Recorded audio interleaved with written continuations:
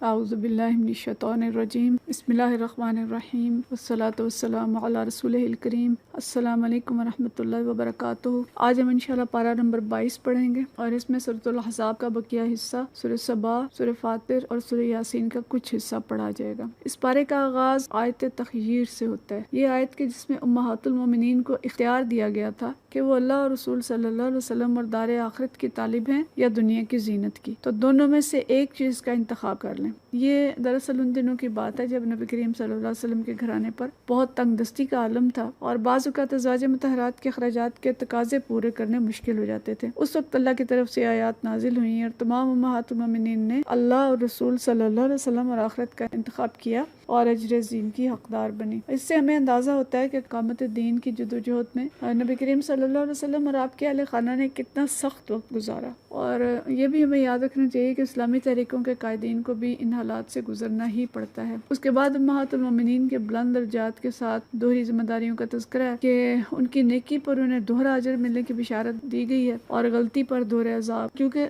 معاشرے میں جو مؤثر لوگ ہوتے ہیں ان کی اچھائی اور برائی تنہا ان کی نہیں ہوتی، اس کے اثرات دور تک جاتے ہیں۔ اس کے بعد آیت نمبر 39 تک آگے پردے کے احکامات کا آغاز ہے اور ان احکامات کو سورہ نور کے ساتھ ملا کے پڑھنا چاہیے تاکہ اسلام کے نظام میں عفت و عصمت کی مکمل سمجھ آ جائے۔ تو ان احکامات میں ازواج نبی صلی اللہ علیہ وسلم اور مسلمان عورتوں کو حکم دیا گیا ہے، پہلی بات کہ مردوں سے دبی زبان میں بات نہ کریں، یعنی نامحرم مردوں سے بات کرنے میں لہجہ نرم، شیریں اور لگاوٹ والا نہ ہو اور ان کے ساتھ احتیاط سے بات کی جائے۔ دیکھیں اس وقت کے رائج کلچر میں جہاں ہر ریسیپشن پہ ایک سجی سنوری نوجوان خاتون بیٹھی ہے اور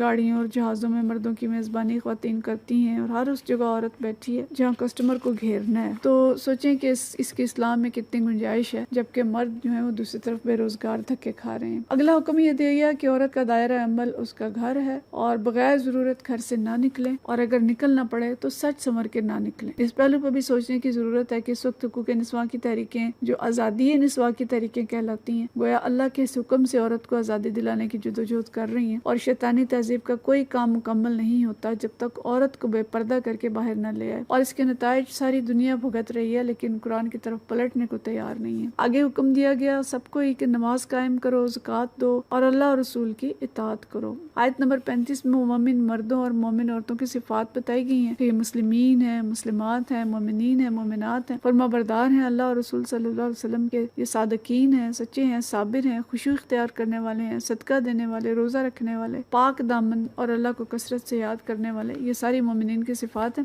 تو ان کے لیے مغفرت اور اجر عظیم کا اعلان ہے۔ اگلی آیات میں فرمایا کہ کسی مومن مرد اور عورت کے لیے یہ جائز نہیں ہے کہ کسی معاملے میں اللہ کا حکم آ جانے کے بعد وہ اس میں اپنا اختیار استعمال کرے، اور جو کوئی اللہ اور رسول کی نافرمانی کرے گا وہ صریح گمراہی میں پڑ گیا۔ تو یہاں ہمیں سوچنا چاہیے کہ ہم اللہ اور رسول کی کتنی اطاعت کرتے ہیں اور اپنے نفس کی کتنی۔ اس کے بعد آیات میں حضرت زینب رضی اللہ تعالیٰ عنہ سے نبی کریم صلی اللہ علیہ وسلم کے نکاح کا حکم ربانی ہے، جو کہ آپ کے منہ بولے بیٹے حضرت زید کی سابقہ بیوی تھی۔ چونکہ منہ بولے بیٹے یعنی متبنہ کی رسم ختم کر دی گئی تھی اور اس سے نسب میں فرق آ رہے تھے، لیکن یہ رسم معاشرے میں اس قدر رچ بس گئی تھی کہ صرف زبانی کلامی اس کو ختم کرنا مشکل تھا۔ اس لیے یہ مشکل فیصلہ نبی کریم صلی اللہ علیہ وسلم کے گھر سے ہوا اور منہ بولے بیٹے کی طلاق یافتہ بیوی سے نکاح اللہ نے خود کرایا آپ صلی اللہ علیہ وسلم کا، اور اس رسم کو ہمیشہ کے لیے ختم کر دیا۔ پھر آیت نمبر 40 سے 44 تک آپ صلی اللہ علیہ وسلم کا خاتم النبیین ہونے کا اعلان کیا گیا اور تمام جھوٹے نبیوں کے دعوی نبوت کی جڑ کاٹ دی گئی۔ نہ کوئی شریک نبوت آنا ہے، نہ کوئی مہر نبوت کے ساتھ آنا ہے،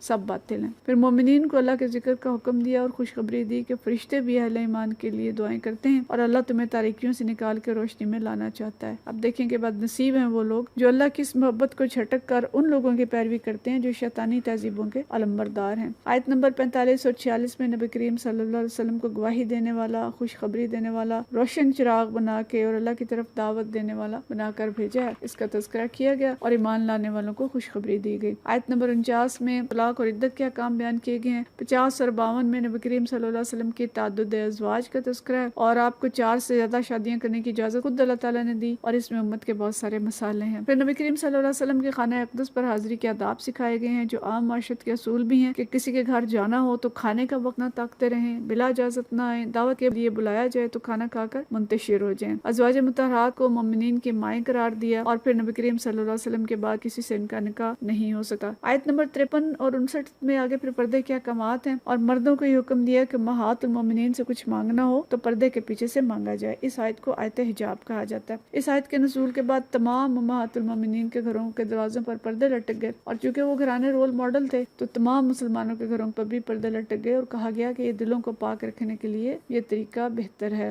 تو یہاں سے مخلوط مجالس اور مخلوط تعلیم اور تمام مخلوط اداروں کی جو جواز ہے وہ ختم ہو جاتا ہے۔ پھر آیت نمبر 56 میں نبی کریم صلی اللہ علیہ وسلم پر درود شریف پڑھنے کا حکم دیا گیا کہ اللہ اور فرشتے آپ صلی اللہ علیہ وسلم پر درود بھیجتے ہیں، اہل ایمان تم بھی درود و سلام پڑھو، اللہم صلی علی محمد وعلی آل محمد وبارک وسلم علیہ۔ تو یہ پیارے نبی صلی اللہ علیہ وسلم کا ہمارے پر حق ہے کہ جتنی مشقتیں اور تکالیف آپ نے اٹھائیں ہماری ہدایت کے لیے، وہ ہم سے زیادہ ہمارے خیر خواہ تھے، لہٰذا درود شریف کے بغیر نہ نماز قبول ہے، نہ دعا، نہ کوئی اور نیکی۔ تو اللہ تعالیٰ ہمیں بکثرت محبت سے درود شریف پڑھنے کی توفیق عطا فرمائے۔ آیت نمبر 59 نے حکم دیا کہ مومن عورتوں سے کہہ دو کہ اپنے گھروں سے باہر نکلنا ہو تو اپنے اوپر چادروں کے پلو لٹکا لیا کریں، یہ زیادہ مناسب طریقہ ہے تاکہ پہچان لی جائیں اور نہ ستائی جائیں۔ تو یہ بھی حکم پردے کا ہے کہ عورت کو باہر نکلنا ہو تو سچ سمر کے بھی نہ نکلے اور پردہ کر کے نکلے۔ آیت 60 سے 71 تک منافقین اور ان کی سزا کا تذکرہ ہے کہ وہ دوزخ میں پچھتائیں گے اور کہیں گے کہ کاش ہم نے سرداروں اور لیڈروں کی اطاعت کی بجائے اللہ اور رسول کی اطاعت کی ہوتی۔ اور آخر میں اہل ایمان کو حکم دیا گیا کہ ہر حال میں سچی بات کہیں اور خلافت الہی کی جو بھاری ذمہ داری انسان نے اٹھا لی ہے اس کا حق ادا کرنے کی طرف متوجہ کیا۔ تو یہ صورت جو ہے اطاعت رسول صلی اللہ علیہ وسلم کی طرف متوجہ کرتی ہے، اور اس کے ساتھ جتنے معاشرتی احکامات دیے گئے ہیں پردے کے اور ایک دوسرے کے گھروں میں جانے آنے کے اور نبی کریم صلی اللہ علیہ وسلم پر درود شریف پڑھنے کے، وہ سب ہمارے لیے عملی اصول ہیں۔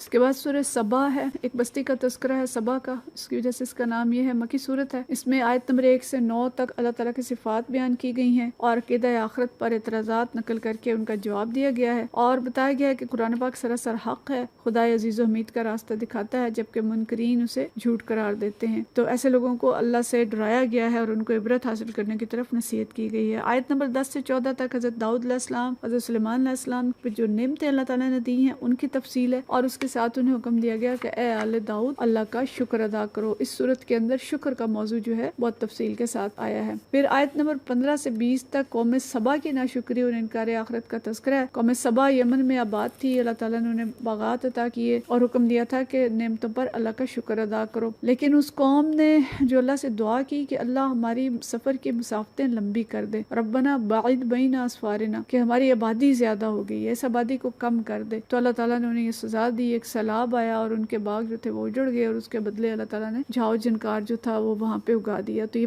بڑا لمحہ فکری ہے ہمارے لیے کہ ہماری بھی سرسبز بستیاں ہیں، آبادیاں ہیں، اور ہم اللہ سے منہ مڑے ہوئے کہہ رہے ہیں کہ آبادیاں بہت زیادہ ہو گئی ہیں اور فیملی پلاننگ کی تحریکیں جس زور سے چل رہی ہیں، تو اس پہ ہمیں غور کرنا چاہیے کہ قرآن کی روح سے یہ بات کتنی درست ہے۔ آیت نمبر 21 سے 28 تک دلائل توحید ہیں اور شرک کا رد کیا گیا ہے، منصب رسالت کی وضاحت کی گئی ہے، اور خاص طور پہ منصب رسالت میں جو اہم ترین آیت ہے کہ وَمَا أَرْسَلْنَاكَ إِلَّا كَافَّةً لِلنَّاسِ بَشِيرًا وَنَذِيرًا وَلَكِنَّ أَكْثَرَ النَّاسِ لَا يَعْلَمُونَ، کہ ہم نے آپ صلی اللہ علیہ وسلم کو ساری دنیا کی طرف، كَافَّةً لِلنَّاسِ، دنیا کے تمام انسانوں کی طرف ایک خوشخبری دینے والا، خبردار کرنے والا بنا کر بھیجا ہے، لیکن اکثر لوگ نہیں جانتے۔ پھر اگلی آیات میں متکبر قیادت، لیڈرشپ، اس کے شرک اور انکار آخرت کے اسباب کی وضاحت کی گئی ہے، اور لوگوں کو بتایا گیا ہے کہ عام لوگ جو یہ مؤثر لوگ ہیں انہوں نے اکثر انکار کیا ہے، اور ان کی پیروی کی بجائے وہ اللہ تعالیٰ کے تقرب کی کوشش کریں۔ پھر آیت نمبر 43 سے 46 تک رسول اللہ صلی اللہ علیہ وسلم پر کیے گئے اعتراض نقل کر کے ان کا جواب دیا گیا ہے، اور آخری پیراگراف میں نبی کریم صلی اللہ علیہ وسلم کی رسالت کے دلائل دیے گئے ہیں اور قیامت کے دن سے ڈرایا گیا ہے۔ تو یہ مختصر سا جائزہ تھا سورہ سبا کا، جس میں شکر کا مضمون جو ہے وہ غالب ہے، اور ہمارے لیے اصول یہی بنتا ہے کہ ہم اللہ تعالیٰ کا شکر ادا کریں جو نعمتیں حاصل ہیں اور ان کا درست استعمال کریں۔ اس کے بعد اگلی سورت سورہ فاتر ہے۔ سورہ فاتر بھی مکی سورت ہے، بہت خوبصورت سورت ہے، بہت خوبصورت بیان ہے اس کے اندر، اور اس سورت سے اللہ کی محبت جھلکتی ہے، اور کاش وقت ہوتا تو ہم صرف اس کا ترجمہ ہی پڑھ لیتے، لیکن اب مختصر وقت میں ہم اس کا جائزہ دیکھیں گے۔ ابتدائی آیات اللہ تعالیٰ کی حمد ہے، فرشتوں کی ساخت اور ان کے بازوؤں کا ذکر ہے کہ فرشتوں کے 2، 3 اور 4 بازو ہیں، لیکن حدیث میں جبرائیل علیہ السلام کے 600 بازوؤں کا بھی ذکر ہے جب نبی کریم صلی اللہ علیہ وسلم نے ان کو دیکھا تھا۔ آیت نمبر 3 سے 7 تک اللہ تعالیٰ براہ راست مخاطب کرتا ہے یا ایھا الناس کہہ کے کہ اے لوگو تم پر جو اللہ کے احسانات ہیں انہیں یاد رکھو، اللہ کے سوا کوئی اور خالق نہیں، بلکہ سوال کیا کہ کیا اللہ کے سوا کوئی اور خالق ہے جو تمہیں زمین اور آسمان سے رزق دیتا ہو؟ تو اسی کی طرف سب معاملات پلٹائے جائیں گے۔ اور کہا پھر مخاطب کیا لوگو اللہ کا وعدہ برحق ہے، دنیا کی زندگی تمہیں دھوکہ نہ دے اور نہ وہ بڑا دھوکے باز یعنی شیطان تمہیں اللہ کے بارے میں دھوکہ دینے پائے۔ اور بڑے پیار سے متوجہ کیا میرے بندو شیطان تمہارا دشمن ہے، اس کو دشمن سمجھو۔ پھر آیت نمبر 8 میں گمراہوں اور جو مؤثر طبقہ اس سے خطاب ہے اور نبی کریم صلی اللہ علیہ وسلم کی دعوت کو نیچا دکھانے کی جو کوشش کر رہے تھے، اور کہا گیا کہ ان کے لیے ان کے برے عمل خوشنما بنا دیے گئے ہیں۔ علماء لکھتے ہیں کہ یہ وہ لوگ ہیں جن کے لیے ان کے گناہ مرغوب ہیں، ان کے ذہن بگڑ چکے ہیں اور ان کے نزدیک دین جو ہے یہ دقیانوسیت ہے اور بدی ہے، بدی جو ہے وہ روشن تہذیب ہے ان کے خیال میں۔ تو یہ نمونے بھی آج مسلمانوں میں بکثرت پائے جا رہے ہیں جو پوری ڈھٹائی سے اسلام اور اسلامی قوانین کی مخالفت کرتے ہیں اور ان پر کوئی نصیحت بھی کارگر نہیں ہوتی۔ پھر اگلی آیات میں اللہ فرماتا ہے کہ عزت ساری کی ساری اللہ کی ہے، یعنی کفر و بغاوت کی پیروی کر کے جو عزت بنا رکھی ہے اور کفار کی کسل اسی میں شیطان کی پیروی میں جو جھوٹی عزت لوگ حاصل کر رہے ہیں، تو یہ بہت عرصہ نہیں رہے گی۔ اصل عزت اللہ کے پاس ہے، اور پاکیزہ قول یعنی کلمہ طیبہ اختیار کرو، عمل صالح کرو تو تمہیں پاکیزہ اور دیر پا عزت ملے گی۔ پھر آیت نمبر 11 اللہ تعالیٰ اپنی قدرت کی نشانیاں بیان کرتا ہے کہ تمہیں نطفے سے پیدا کیا، جوڑے بنائے، مخلوقات کا تفصیلی علم اللہ کی کتاب میں درج ہے، میٹھا اور کھارا پانی، ان سے نکلنے والا گوشت اور زیورات، اور پانی میں جو کشتیاں چلتی ہیں، اور دن اور رات کا بنانے والا وہ بادشاہ ہے اور وہ تمہارا الہ ہے، بادشاہی اسی کی ہے، دوسرے تو پرکاہ کے بھی مالک نہیں ہے، نہ تمہاری دعائیں سن سکتے ہیں، اور وہ قیامت کے روز تمہارے شرک کا انکار کر دیں گے۔ اور کہا لوگو تم محتاج ہو، اللہ غنی ہے، جب چاہے تمہاری جگہ اور لوگ لا سکتا ہے۔ پھر کہا لوگو رشتہ دار قیامت والے دن کوئی بوجھ نہ اٹھائیں گے، نہ باپ بیٹے کا نہ بیٹا باپ کا، ہر ایک کو اپنا بوجھ خود اٹھانا ہوگا، اس دن سے ڈر جاؤ۔ پھر اللہ تعالیٰ نے مومن اور کافر کا فرق کئی مثالوں سے سمجھایا ہے اور پوچھا ہے کہ کیا اندھا اور آنکھوں والا برابر ہے؟ کیا تاریکی اور روشنی، ٹھنڈی چھاؤں اور دھوپ، زندہ اور مردے برابر ہیں؟ یعنی مومن آنکھوں والے ہوتے ہیں، روشنی پاتے ہیں، ٹھنڈی چھاؤں جیسا ان کا کردار ہوتا ہے، زندہ انسان ہے وہ جو کہ اللہ کی آیات سے سبق حاصل کرتے ہیں، اور کفار کو قبروں میں مدفون مردوں سے تشبیہ دی اور کہا کہ ایسے لوگ سابقہ اقوام میں بھی تھے، پھر اللہ نے ان کو پکڑ لیا۔ چوتھا رکوع اس میں اللہ تعالیٰ اپنی نشانیاں بیان کرتا ہے اور اللہ کہتا ہے کہ اللہ کے بندوں میں سے صرف علم والے ہی اس سے ڈرتے ہیں۔ یہاں ہمیں علم کی ڈیفینیشن تعریف پتہ چلتی ہے کہ عالم وہ ہے جو بے دیکھے اللہ سے ڈرے اور جو کچھ اللہ کو پسند ہے اس کی طرف متوجہ ہو، اور جو اللہ کو ناپسند ہے اس سے بھی اس سے کوئی دلچسپی نہ ہو، اور ظاہر ہے اللہ سے وہی ڈرے گا جو اللہ تعالیٰ سے واقف ہوگا۔ اگلی آیات میں اہل ایمان کے نیک اعمال کو اس تجارت سے تشبیہ دی گئی ہے جس میں کوئی خسارہ نہ ہوگا، کیونکہ انہوں نے تجارت اس ہستی کے ساتھ کی ہے جو قدردان ہے، جو رب ہے، وہ پوری قیمت بھی دے گا اور اس پر نفع بھی دے گا۔ پھر کتاب اللہ کا تذکرہ ہے اور اس کے ساتھ 3 مختلف رویے بیان کی گئے ہیں کہ وارثین کتاب جو ہیں ان میں سے ایک گروہ اپنے نفس پہ ظلم کرنے والا ہے، یہ گروہ ہے جو قرآن کو اللہ کی کتاب اور نبی کریم صلی اللہ علیہ وسلم کا رسول تو مانتے ہیں لیکن عملاً کتاب اللہ اور سنت رسول کی پیروی کا حق ادا نہیں کرتے، گناہگار مومن ہیں۔ دوسرے درمیانے لوگ ہیں جو اس وراثت کا کچھ نہ کچھ حق ادا کرتے ہیں لیکن کبھی گناہوں میں مبتلا ہو جاتے ہیں۔ اور تیسرا گروہ نیکیوں میں سبقت کرنے والا ہے، یہ اتباع سنت میں بھی پیش ہوتے ہیں اور اللہ کا پیغام بندوں کو پہنچانے میں بھی پیش ہوتے ہیں۔ تو ان تینوں کے بارے میں ایک حدیث کے مطابق یہ آتا ہے کہ تینوں جنت میں داخل ہو جائیں گے، یعنی آخری گروہ جو ہے بغیر حساب کتاب کے داخل ہوگا، دوسرا جو ہے اس سے ہلکا محاسبہ ہوگا، اور جو سب سے پہلا گروہ تھا وہ محشر میں پورے طویل عرصے تک روکا جائے گا اور بالآخر اللہ تعالیٰ اسے اپنی رحمت میں لے گا۔ آخر میں دوزخ والے چیخ و پکار کریں گے اور آخری رکوع میں شرک کی پرزور تردید ہے اور کتاب اللہ سے فرار اختیار کرنے والوں اور تکبر کرنے والوں کو پچھلی قوموں کی مثالوں سے ڈرایا گیا ہے، اور آخری آیت میں فرمایا کہ اللہ کو کوئی چیز عاجز نہیں کر سکتی، نہ زمین میں نہ آسمان میں۔ وہ لوگوں کو ان کے کرتوتوں پر پکڑتا تو کسی متنفس کو جیتا نہ چھوڑتا، لیکن وہ مہلت دے رہا ہے ایک مقررہ مدت تک۔ تو اس کے سورہ کا جو مضمون اہم ترین ہے وہ اللہ کی کتاب کے ساتھ ہمارا رویہ ہے، اس کے بارے میں ہم سوچیں اور اللہ کی جو آیات ہیں ان پہ غور و فکر کریں۔ آگے سورہ یاسین ہے جو قرآن پاک کا دل ہے، اہم ترین سورت ہے، اس کی 20 آیات آج کے درس میں ہیں اور اس کو دن میں 1 مرتبہ پڑھنے والے کی حفاظت فرشتے کرتے ہیں اور وقت نزا بھی اس کو پڑھنے کا حکم دیا گیا ہے۔ بعض مفسرین نے یاسین سے مراد یا سید لی ہے کہ نبی کریم صلی اللہ علیہ وسلم کا نام ہے، تو ابتدا میں اللہ تعالیٰ نے قرآن حکیم کی قسم کھا کے آپ صلی اللہ علیہ وسلم کی رسالت کی گواہی دی ہے اور قرآن پاک کے منزل من اللہ ہونے کے دلائل دیے ہیں اور کتاب سے فائدہ اٹھانے والوں کی تعریف بتائی ہے، اور اس کے بعد ایک بستی کا ذکر ہے جو انشاءاللہ ہم کل پڑھیں گے۔ وآخر دعوانا ان الحمد للہ رب العالمین۔